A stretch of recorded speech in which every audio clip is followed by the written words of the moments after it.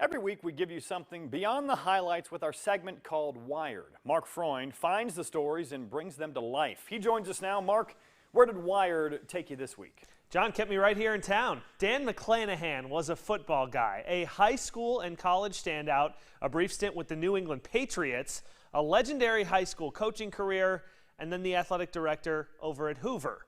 McClanahan passed his love of the game down to the next generation, which led to a special moment tonight in Des Moines. Dan McClanahan's impact at Hoover, absolutely great man, runs far deeper than the decade he spent as the athletic director. Dan was just always here. If I needed something, he was a phone call or just walk down the hallway to his office and talk to him. You gravitated toward him because he was a delightful person, and you learned to get along with him. And he would sit down and talk to anybody. He had an amazing way to connect with people, and I always envied that because he just would connect with anyone. Especially his family and his grandson, Alex Abens. Been watching up top, look good. Now a senior at Dallas Center Grimes. He definitely put this love of football in my life. When he was little, he would follow my dad around. He called him the manager of Hoover. Whenever he was at my dad's house, he would always ask him to come here.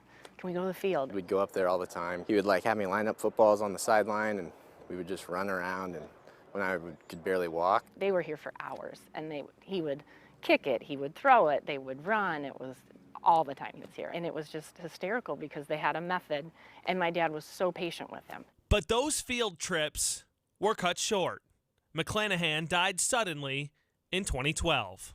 I think Alex didn't quite get, it's actually,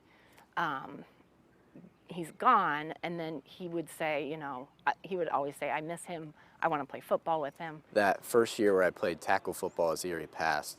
So ever since I put the pads on, it's been tough. Hoover named their football field after McClanahan a few years later, and Alex wore his DCG jersey to the ceremony.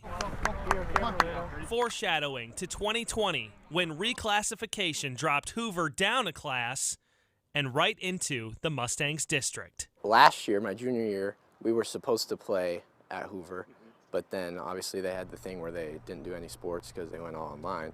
So I was kind of bummed about that. I thought to myself, it's going to be at DCG again next year because of the switch.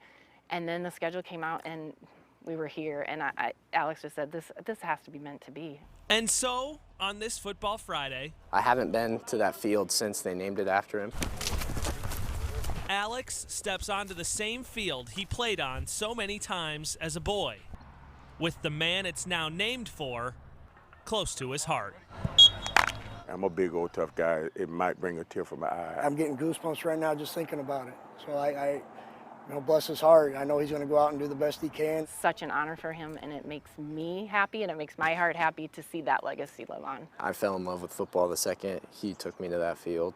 Now being 17, varsity player, I think it'll be pretty sweet to go out there and play on the field that I started to love the game on.